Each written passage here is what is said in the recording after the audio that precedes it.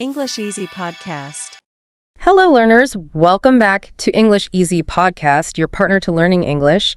And did you know that the specific English words you choose to describe your weekend can actually, dictate your blood pressure on Monday morning? It sounds totally absurd, but it's really true. Right. The linguistic choices we make to define our downtime actively shape the psychological recovery we get from it. So if you are an intermediate English learner, and especially, young professional who is just feeling completely drained by endless meetings and deadlines, well, this is for you. Absolutely, because the psychology behind this is just fascinating. We often assume language merely describes our reality, but in the context of rest and burnout, language actually constructs reality. Wow, constructs it. Yeah. When you only possess vocabulary tied to productivity, your brain remains in an active, stress-induced state. But mastering the vocabulary of rest actually signals to your nervous system that it is, safe to power down. Okay, let's unpack this, because our mission for today's deep dive is to master that natural, everyday vocabulary required to talk about finding balance, getting rest, and experiencing what native speakers call a peaceful day. Right, because learning English shouldn't just be about surviving the office. Exactly. It's about being able to express relief and calm when the laptop finally closes. But before we learn the mechanics of how to pronounce and use these words, we really have to redefine the core concept of a peaceful day. We do, because it's a huge misconception. Yeah, I am totally guilty of assuming that peace requires a plane ticket. I tend to think it means lying on a beach in Bali, completely disconnected from society. That is such a common trap. We equate peace with a total vacuum of responsibility. But if we analyze everyday natural English conversation, native speakers rarely use peaceful to describe grand, expensive vacations. They don't. No, they use it to describe highly specific, microscopic environments. Peace isn't the absence of your life, it is a tiny pocket of order within it. Like what specifically? It is having a fresh cup of coffee, clean laundry, or, quite frankly, just a 15-minute window where nobody's asking you where the scissors are. That is so true. But wait. I'm struggling with that premise a bit. You're telling me that a random Tuesday with 3 missed deadlines, an overflowing inbox, and an irritated manager can still be accurately described as a peaceful day in English. It sounds like a complete contradiction. I know. Well, it really does. But it makes sense when you understand that peace, linguistically and psychologically, is not a 24-hour condition. It's a state you carve out. You can endure a brutal 8-hour shift, step outside for a 10-minute lunch break, feel the sun on your face, and say, it is so peaceful out here. Oh, I see. So the chaos of the office is still happening 20 feet away, but you have claimed a microenvironment. Exactly. There's a concept in behavioral psychology that mirrors this perfectly. It's the idea that peace arrives late. Peace arrives late, meaning it doesn't greet you at the door when you wake up. You have to wait for the storm to settle. Or you have to build a shelter inside the storm. When you finish a massive, highly stressful project, there is often a physical sensation where your shoulders drop, your jaw unclenches, and you think, okay, I survived. Wow. Yeah. That physiological release is peace. Exactly. You didn't escape your responsibilities, you conquered them. And the resulting calm is what we're trying to capture with our vocabulary today. I really like that analogy. It's like peace isn't the absence of a storm, it's finding a quiet room right in the middle of it. That is a perfect way to look at it. So since we know peace isn't a guaranteed 24-hour void, but rather small moments we have to aggressively carve out, the absolute highest leverage moment to establish that microenvironment is the very first one. Yes. How we frame the first 20 minutes of our day dictates the vocabulary of the entire day. Which brings us to a phrase I found in the sources that I absolutely love, a slow morning. In corporate culture, the word slow is usually an insult, right? Slow internet, slow progress, slow response times. Yeah, nobody wants to be slow at work. But when attached to the word morning, it becomes a premium luxury. A slow morning means intentionally delaying the rush of the day. You aren't sprinting to the shower or inhaling your breakfast over the sink. You are choosing a deliberate, measured pace. The opposite of that, which I think most professionals relate to, is what the sources brilliantly call a small emergency. Oh, the small emergency. Yeah. The linguistic psychology of that phrase is heavy. If you wake up and say, I'm running late, this is an emergency, your brain literally spikes your adrenaline. That is the exact danger of reactive language. The daily small emergency is characterized by loud alarms, frantic searching for keys, and the exhausting thought, why am I already behind schedule when I just opened my eyes? Right. When you live in a small emergency, your language becomes entirely defensive. You're just apologizing all day. To counter this, native English speakers use another highly specific phrase, staying off my phone. Staying off my phone. That seems almost like too simple to be a core vocabulary lesson, but the mechanism behind it is huge. It really is. Because checking your phone first thing in the morning is like unlocking your front door and letting the entire noisy world walk right into your bedroom before you've even had a sip of water. Yes. Like your boss, the news anchors, your demanding relatives, they are all suddenly standing at the foot of your bed shouting at you. That is a brilliant analogy. And linguistically, the moment you read an email, your brain switches into a reactive linguistic state. You are no longer forming your own thoughts. You are exclusively processing other people's demands. So staying off my phone isn't just about avoiding blue light. No, it is about protecting your proactive language space. When you tell a colleague, I had a slow morning today, I stayed off my phone, you are communicating boundaries. You were telling them that you prioritize your mental clarity over immediate availability. Okay, let's follow that cause and effect. Yeah. If the morning gets away from you, if you fall into that small emergency and your adrenaline is spiked by noon, how do you verbally construct your recovery in the afternoon? Young professionals desperately need the vocabulary to hit the brakes here. Right. And the first phrase we need to dissect is a moment to breathe. We definitely need to be careful with the literal translation here for our intermediate learners. We obviously don't mean the biological function of inflating your lungs. No, hopefully you're doing that all day. Exactly. In conversational English, a moment to breathe signifies a distinct pause in external demands. It is the sudden cessation of incoming requests. I want to pause on the pronunciation of breathe for a second because I hear a lot of learners trip up on this organically. They tend to clip it and make it a sharp breath, which sounds rushed. That is a great catch. The noun is breath, short and sharp. Yeah. But the verb, which is what we use in this phrase, is breathe. Breathe. Yes. The V at the end is voiced, meaning your vocal cords should vibrate slightly, and the vowel is elongated. When you say, I finally got a moment to breathe, the physical act of elongating that vowel actually forces your mouth and jaw to relax.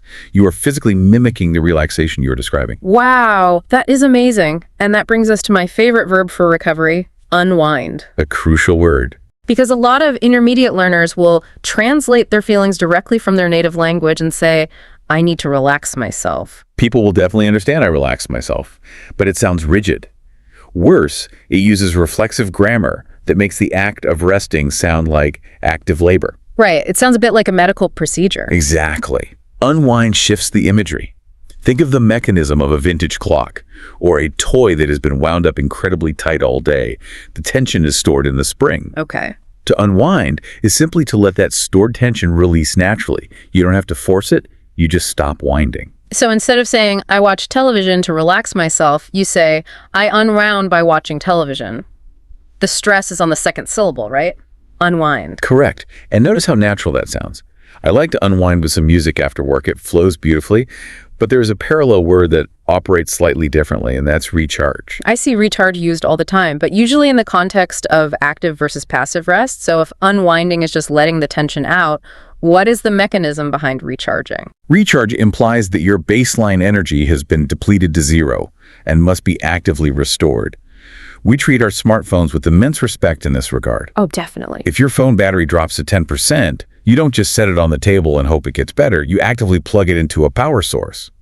Yet, when our own personal energy drops to 10%, we often use vague, passive phrasing like, I took rest. Yeah, I took rest feels very detached. It doesn't really communicate the severity of the exhaustion. Precisely. Saying, I need to recharge equates your biological energy to a measurable battery. It is a brilliant piece of modern vocabulary because every single professional on earth understands the anxiety of a low battery. So true. If you tell your friends, I'm staying in this weekend to recharge, you are communicating that your energy is objectively depleted and requires active filling. You aren't just being lazy, you are performing necessary maintenance. I love that. Remind the listener to treat their body exactly like a phone battery. Low battery means you recharge. So if unwinding is letting go of tension and recharging is actively plugging in, how do we physically do that? This brings us to a specific action highlighted in the research, the quiet walk, and more importantly, the psychological difference between walking for transport and walking for peace. Because walking because you are late for a meeting is not a walk. No, it is fear with shoes on. Fear with shoes on. That is so funny. It's true. Your shoulders are tight, your vision is narrow to your destination, and your internal monologue is panicking. A quiet walk has no destination. The sole purpose of the walk is captured in another essential English phrase, to clear my mind. Let's tear into clearing my mind. The older analogies always compare the brain to a chalkboard that you just wipe clean, but I think a much more accurate modern metaphor is computer RAM. Oh, I like where this is going. Imagine your brain is a laptop. You might only be actively looking at one document, but you have 30 different applications secretly running in the background. Your email is syncing, your calendar is pinging. Yes, exactly. You're worrying about dinner, you're stressing over a weird comment your boss made. All those background apps are draining your mental RAM. I vastly prefer that to the chalkboard metaphor. When you say, I need to clear my mind, you are not deleting your thoughts or wiping your memories. You are forcing those background applications to quit. You are reclaiming your processing power. That makes so much sense. A quiet walk forces you to engage with the physical world, the temperature, the sounds, the sky, which systematically shuts down the digital anxieties running in the background. But there is a massive grammar trap here that intermediate learners fall into regarding the walk itself. The words refreshing versus refreshed, I hear these used interchangeably all the time, and it completely changes the meaning of the sentence. The confusion comes from how English uses participles, words, ending in ing versus ed, to assign cause and effect. Refreshing, with the ing, describes the source of the feeling. It describes the environment or the action. Okay. The cool breeze is refreshing, the cold glass of water is refreshing, the quiet walk is refreshing. So the ing points to the external thing doing the work. Yes. Yeah. The ed ending, refreshed, describes the internal result. It describes how you, the subject, feel after the fact. You cannot say, I am refreshing, unless you mean that other people find your presence to be like a cool breeze, which is a bit arrogant. That would be quite the power move in a Monday morning meeting. Good morning, everyone. I am highly refreshing. Stick to the proper cause and effect. Because the walk was refreshing, I felt refreshed. Understanding this distinction is vital because it shifts your focus from your own exhaustion to the tools that cure it. Speaking of Monday morning meetings, the social context of these phrases matters immensely. The way I talk about my rest to my manager should not be the same way I talk about it to my best friend over coffee. Let's map out how a listener should deploy this vocabulary depending on the power dynamics of the conversation. With a manager or a boss, your goal is to sound responsible, balanced, and capable.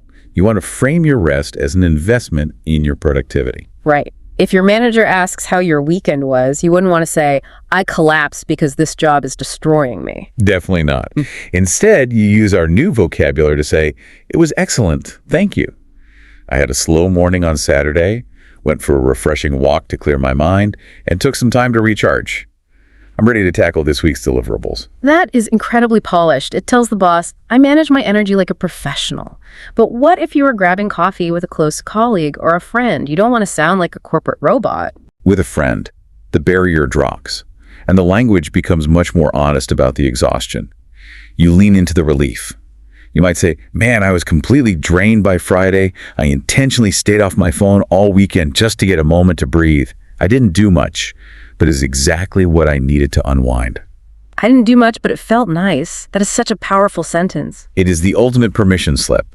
In a society that demands constant output, confidently stating that you didn't do much is an act of rebellion. It shows a high level of English fluency to be able to express the value of doing nothing. Okay, we have explored the psychology, the metaphors, and the social context of these words. The final hurdle for an intermediate learner is actually stringing them together into a logical conversational narrative. Because if someone asks you about your day and you just start throwing isolated vocabulary words at them, it sounds chaotic. The human brain processes sequential narrative better than isolated facts. When you structure your answer chronologically, you instantly sound more fluent, even if your grammar isn't perfect. We recommend a simple 3-part structure. morning, afternoon, and evening. Let's demonstrate this practically. Listeners, we are going to do a completely unscripted natural dialogue simulation. Let's pretend it is Friday at 5:00 p.m. The office is clearing out. We are two exhausted colleagues packing our bags, and we are going to weave these specific concepts into a casual chat. Notice how the chronological flow makes the complex vocabulary sound completely effortless. Okay, I will set the scene. You are zipping up your laptop bag, looking incredibly relieved. So glad this week is over. Any big plans for the weekend, or are you just trying to survive until Monday? Oh, strictly survival mode. It's been an aggressive week. Honestly, I'm just planning to stay home and recharge. I need to force all those background apps in my brain to quit. What about you? I am right there with you. Tomorrow is strictly reserved for a slow morning. I am making a pact with myself to stay off my phone until at least noon. I just really need to clear my mind. That sounds incredibly refreshing. I might try to get outside for a quiet walk in the afternoon, assuming the weather holds up. Yeah. Just to finally get a moment to breathe where nobody is asking me for a status update. Highly recommend it. Yeah. Yeah, I honestly won't do much this weekend, but it'll feel so nice to just unwind. Notice what happened there. But using words like recharge, slow morning, clear my mind, and unwind, the conversation didn't just convey information, it conveyed a shared emotional state. It builds empathy. And it flowed chronologically. Morning plans, afternoon walk, evening unwinding. Let's do a quick pronunciation practice before our final test. Great idea. I'll guide you through a slow, repetitive pronunciation tour. Try to repeat these at home. Peaceful. Peaceful. A moment to breathe. A moment to breathe. Unwind. Recharge. Recharge. Refreshing. Clear my mind. Clear my mind. Awesome. Now let's test you, the listener, right now with a quick real-world scenario to see if you have internalized the mechanisms behind these words. I love a mini quiz. Okay. Imagine you have just wrapped up a brutal 3-month financial audit at work. You submitted the final paperwork. Your brain is totally empty. Your body is physically heavy, and your internal battery is flashing red at 0%. Based on what we've discussed, do you urgently need to clear your mind, or do you need to recharge? If you are visualizing the metaphors we built, the answer should be clear. If your battery is at 0, you must actively recharge. Right. Clearing your mind is for when your RAM is full, when you are overstimulated and have too many thoughts running simultaneously. But when you are entirely depleted of energy, you need to plug into a restorative source. You need to recharge. Exactly. Knowing the subtle difference between my brain is too full versus my body is too empty allows you to select the precise English word to communicate your reality. As we bring this deep dive to a close, I want to reiterate how vital this vocabulary is for your overall well-being. We covered an enormous amount of ground today. We redefined peace not as a vacation, but as a microenvironment you protect. We discussed the power of a slow morning to prevent the small emergency. Yeah. We learned that unwinding is releasing tension, while recharging is actively restoring energy. And we mastered the grammatical difference between a refreshing walk and feeling refreshed. More than anything, I want you to remember that sentence. I didn't do much, but it felt nice. When you are navigating the complexities of learning English while managing a demanding career, give yourself permission to exist without constantly producing. Your English practice does not have to be flawless to be effective. The goal is connection, not perfection. And sometimes, simply communicating to a friend that you are exhausted and need a moment to breathe is the most profound connection you can make. Language shapes our reality. If you only use words of stress, you will only experience stress. But if you practice the vocabulary of rest, your brain will finally understand that it is safe to let go. So I leave you with a final thought to ponder as you close your laptop and step away from your work today. We discussed how peace is not the absence of the storm, but rather the act of forcing your background mental apps to quit. Right. If you could design your perfect moment to breathe for tomorrow's busy workday, what is one tiny, specific change you would make to your environment to ensure that your peace actually arrives late instead of not arriving at all? A fantastic question to explore on your next quiet walk. Thank you for spending this peaceful time with us. Protect your time, practice your vocabulary, and we will catch you on the next deep dive.